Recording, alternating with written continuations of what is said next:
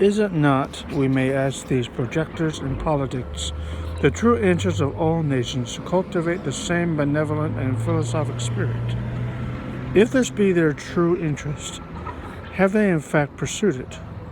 Has it not, on the contrary, invariably been found that momentary passions and immediate interests have a more active and imperious control over human conduct in general or remote considerations of policy, utility, or justice?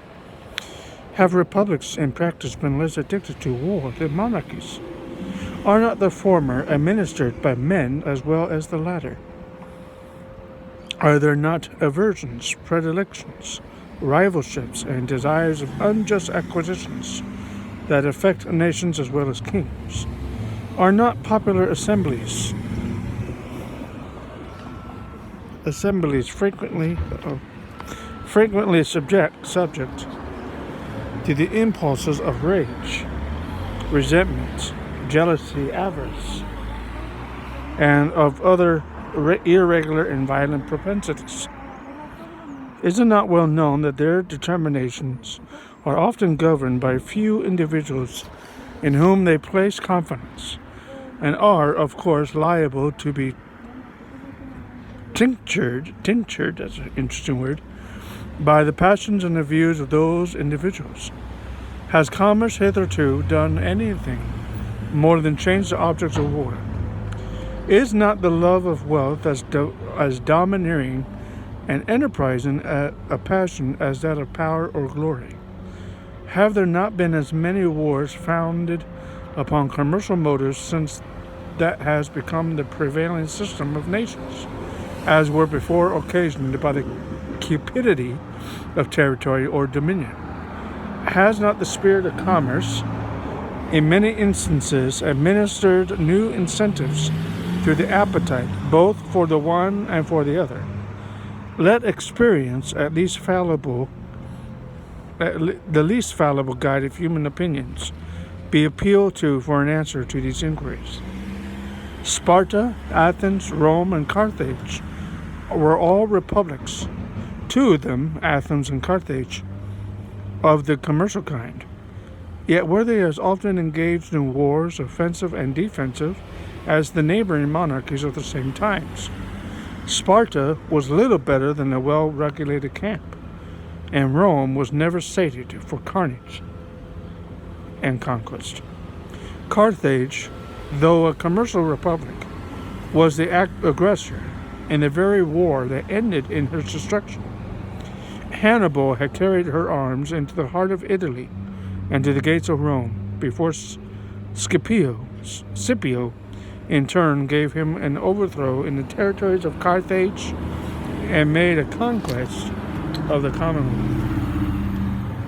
Venice, in later times, figured more than once in wars of ambition till becoming an object to the other Italian states.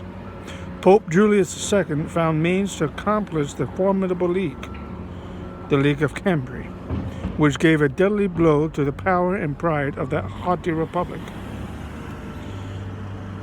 The provinces of Holland, till they were overwhelmed in debts and taxes, took a leading and conspicuous part in the wars of Europe. They had furious contests with England for the dominion of the sea, and were among the most persevering and most implacable of the opponents of Louis XVI. Or is that I think that's the 14th. Louis XIV. In the government of Britain, the representatives of the people compose one branch of the national legislature. Commerce has been for ages the predominant pursuit of that country. Few nations, nevertheless, have been more frequently engaged in war, and the wars in which that kingdom has been engaged have, in numerous instances, proceeded from the people. There have been, if I may so express it, almost as many popular as royal wars. The cries of the nation and the importunities of their representatives have, upon various occasions, dragged their monarchs into war, or continued them in it, contrary to their inclinations, and sometimes contrary to the real interests of the state. In that memorable struggle for superiority between the rival houses of Austria and Bourbon, which so long kept Europe in the flame, it is well known that the antipathies of the English against the French, seconding the ambition, or rather the avarice, of a favorite leader, the Duke of Marlborough, protracted the war beyond the limits marked out by sound policy, and for a considerable time in the opposition to the views of the court. The wars of these two last mentioned nations have in a great measure grown out of commercial considerations, the desire of supplanting and the fear of being supplanted, either in particular branches of traffic or in the general advantages of trade and navigation, and sometimes even the more culpable desire of sharing in the commerce of other nations without their consent. The last war but two between Britain and Spain sprang from the attempts of the English merchants to prosecute an illicit trade with the Spanish Main. These unjustifiable practices on their part produced severity on the part of the Spaniards towards the subjects of Great Britain, which were not more justifiable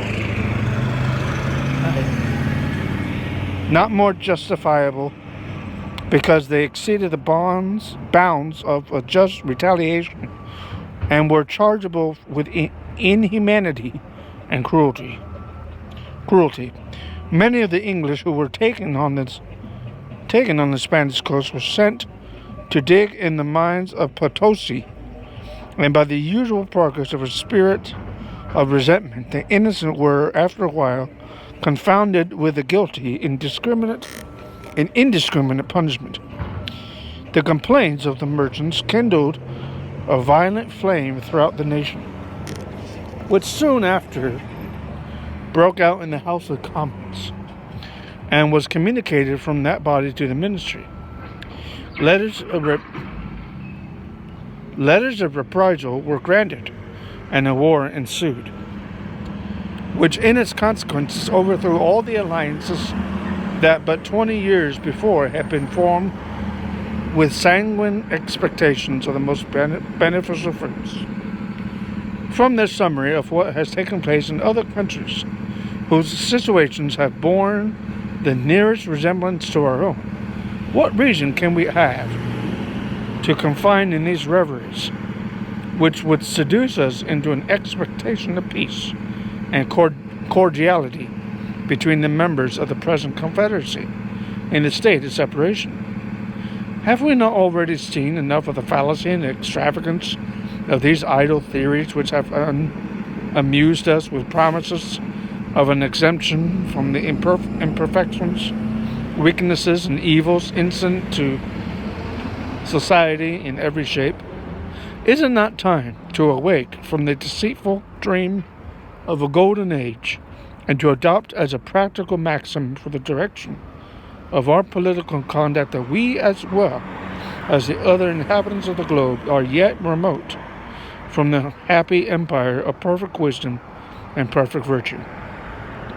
Let the point of extreme depression to which our national dignity and credit have sunk, let the inconveniences felt everywhere from a lax and ill administration of government, let the revolt of a part of the state of North Carolina, the late menacing disturbances in Pennsylvania, and the actual insurrections and rebellions in Massachusetts declare.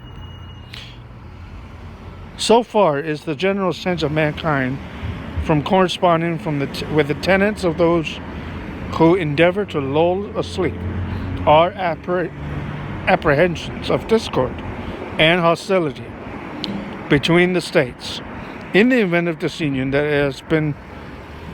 it has, from long observation of the progress of society, become a sort of axiom in politics that vicinity or nearness of situation constitutes nations' natural enemies. An intelligent writer expresses himself on this subject to this effect. Neighboring nations, says he, are naturally enemies of each other, unless their common weakness forces them to league in a confederate republic. And their constitution prevents the differences that neighborhood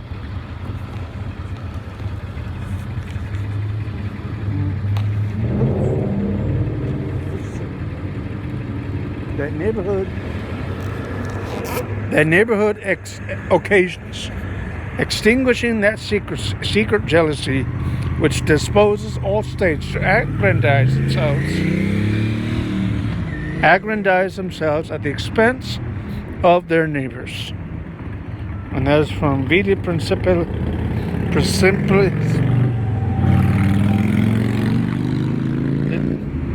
The Principles of Negotiation, L'Abbe de Mable.